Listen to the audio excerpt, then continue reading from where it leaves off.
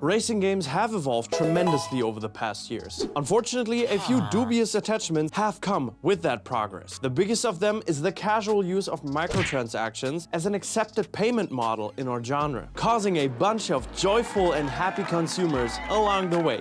Not.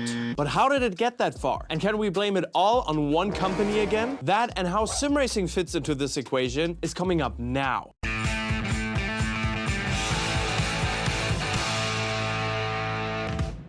And with that, welcome back to Overtake. Microtransactions have been around the gaming crowd for a while now, and even though other genres were even more affected by this money grab, the racing platforms of the world have turned more and more towards a similar payment model. To really understand the root of the problem, we first have to take you guys back to the origin of MTX, as they're also known. From the early 90s on, there were games which incorporated small real-life purchases in form of in-game currency or loot boxes in order to gain something virtual for it. And if you want to gain some physical knowledge for the sim racing world, then hitting that like button, subscribing, and tapping on that bell is the fastest way to do so, and it also ensures that we can grow this amazing community. But back to the microtransactions. The classical payment model of microtransactions didn't, however, start until the famous horse armor meme from the Elder Scrolls, which, as the name suggested, let players buy armor for their four-legged friends. Even though it wasn't called microtransaction back then, it was pretty much that. The actual term microtransaction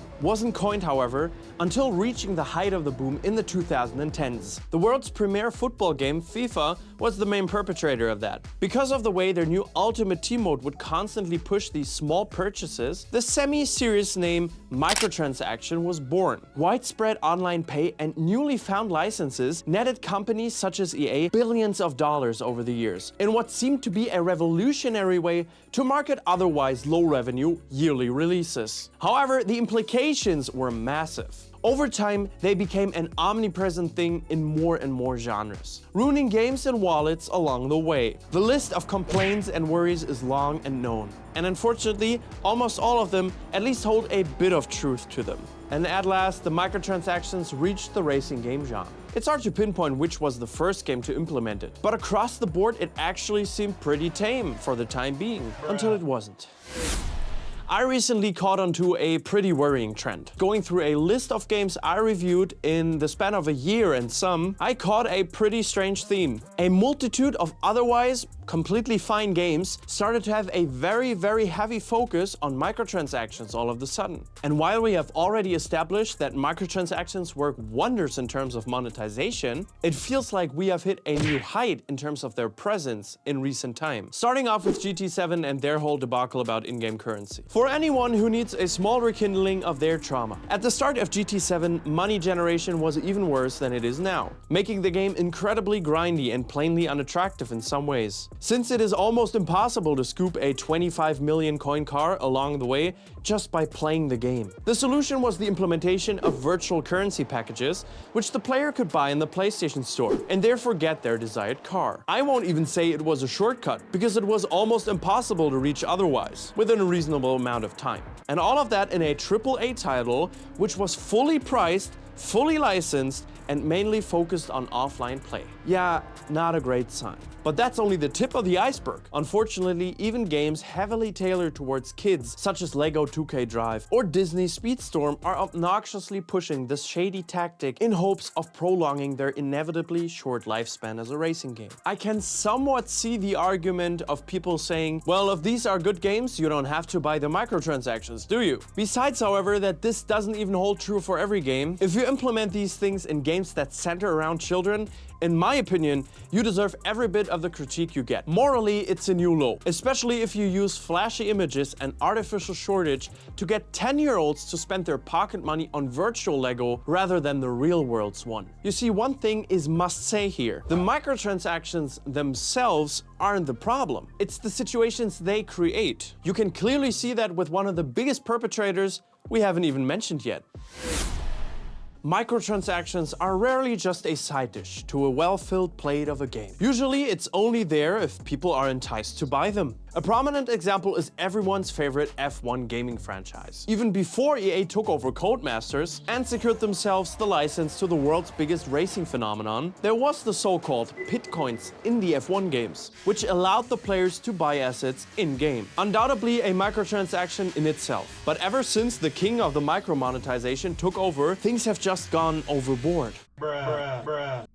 Ever since F1 22, there are many more options than ever before to purchase eye candy and create cool stuff if you pay for it. At least they are not going for pay to win. But the reality suggests that players do care about optics, and thus they will buy hats with brands on them, especially if the standard options are not up to par. If payable content is advertised in such a manner, it will be bought. Not to mention that some of the standard liveries for multiplayer, for example, are absolutely hideous, and thus incentivizing you to spend some Bitcoin on a nice bit of color change. They know how to get us. What this shows first and foremost is one of the major problems with microtransactions. The devs who incorporate them into their game spend valuable development time only to enhance the quality of their additional purchases, while keeping the standard ones lame. This way you perceive buyable stuff as premium and desirable. Having mentioned that, of course there's an even bigger issue, which F1 thankfully it doesn't run into yet. Pay to win is very much a problem with MTX as well. Let's look at LEGO 2K Drive again. In this game, the money grab is called Unky's Emporium. In here, you can buy parts, characters, and yes, also vehicles with real-life money. Are they better by a mile than everything in the basic game? No, not really. But some are certainly better in specific races. And it's exactly that what makes it problematic. If you can gain advantages by doing nothing and simply slapping 20 bucks onto the table, it's A, lazy game design, and B, pay to win. Simple as that. Alternatively, in some situations you have to jump through incredible hoops just to dodge these microtransactions. Let's go back to GT7 for that. Ever since its inception, some of the most desired content around the game is how to make money fast. And it's always the same concept. Some races pay better than others. So in order to stack that dough, you would need to grind that event 10 to 15 times to gain such and such amount in an hour. And all of that just not to spend money essentially. If we were to rationalize that, then microtransactions force skewed ways of playing the game onto its consumers. Nobody should need to do the same race 20 times just to get like $5 of in-game currency. And the fact remains, if microtransactions weren't in these games, the payouts would be much higher, you would be able to reach cars much quicker, and GT7 would have never had the problems with the fan base they had, especially in the beginning. This doesn't leave me too much hope here, especially if we look into another direction of racing games.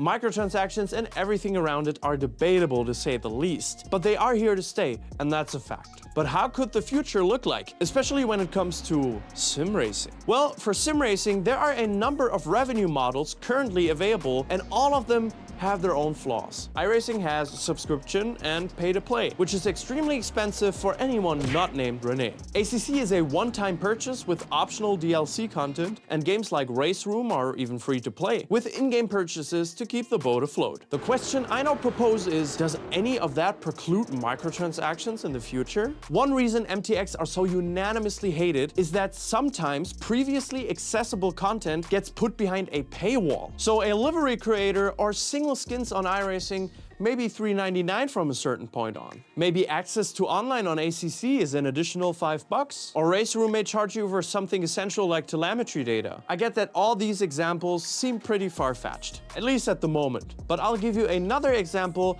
of another genre where microtransactions changed everything. In Call of Duty, the earliest skins for weapons and multiplayer were just unlockable. You needed to actually do something in the game in order to get them. With the rise of microtransactions, pretty soon it all turned into loot boxes and random microtransactions. And before you knew it, the most successful FPS on the planet was Fortnite, a game so filled with microtransactions that they have actually been sued for an insane amount of money by the Federal Trade Commission. Suddenly it all turned around in a matter of years. And with the recent rise of microtransactions in racing games, who says that sim racing devs are just letting that backslide and not hop onto that train? It's also not unthinkable when games like Rennsport speak about unique liveries which you will be able to sell on a sort of marketplace. If they come packaged in a nice box with a question mark on the side, cost you $9.99 to buy, and are purchasable by having a quick click on PayPal, we finally have come full circle. I have to be honest, guys, I'm a bit pessimistic about the future.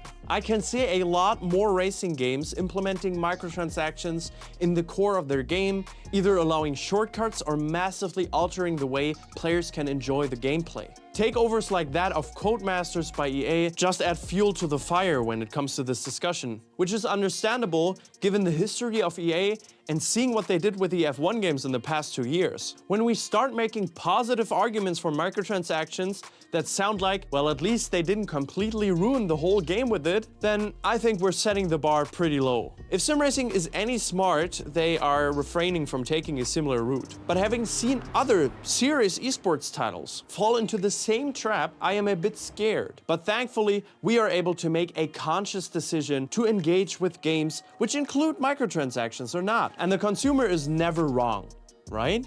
Well, I can tell you that for sure, but what I can say is that sim racing is expensive enough already with all the hardware required to stay competitive. If you want to find out if the newest hardware from Moza is something you should consider buying, then clicking on this video right here from my good friend Champion Joe will surely help you find that out. Thank you very much for watching, and until next time, cheerio.